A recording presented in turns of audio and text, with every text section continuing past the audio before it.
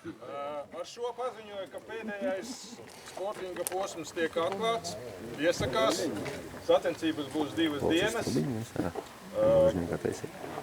Этим заявляю, что соревнования открыты. На 2 дня здесь будем участвовать и радоваться жизнью и погодой. И далее слово главному судье Intai. Labdien, cienījamie šāvēji, dobrīdien! Es sveiks!